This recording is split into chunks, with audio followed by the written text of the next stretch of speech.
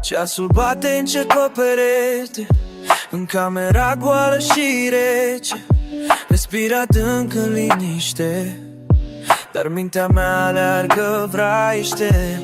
Și-n fiecare secundă care trece, doar chipul tău mă ține rece. Aș sta ora la poi și perimetru, dar știu că nu-i momentul. Nu mă ia somnul fără tine, ca un eco în noapte și surdine.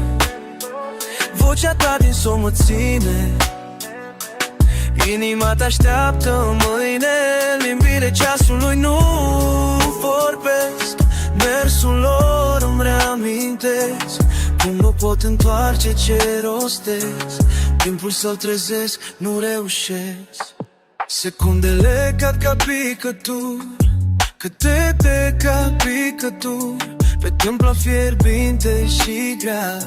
Mă învârt prin așternături, amintirile vin în valuri de ea, cu parfumul tău și vocea ta.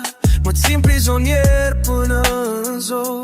Vocea ta e o cafea pe care mă lipsesc uneori. Nu mă ia somnul fără tine, ca go în noapte și surdine.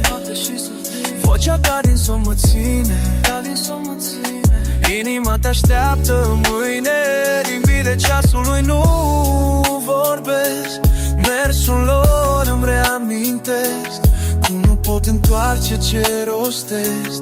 Timpul să-l trezesc, nu reușesc. Tic-tac se oprește, liniștea de plină, te simt mai aproape ca niciodată. Respirația ta la lună plină, o plăcere vinovată.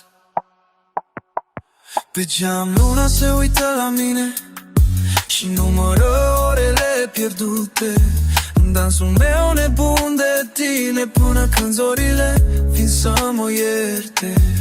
Dar știu că și mâine noapte voi fi tot aici, treaz cu tine poate.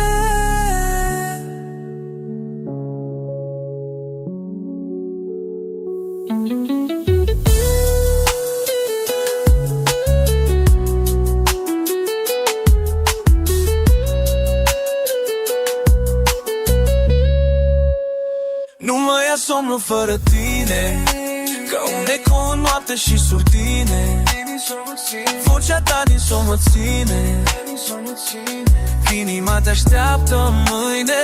Limbile ceasului nu vorbesc, mersul lor îmi reamintesc cum nu pot întoarce ce rostesc. Timpul să-l trezesc, nu reușesc. Timpul curge,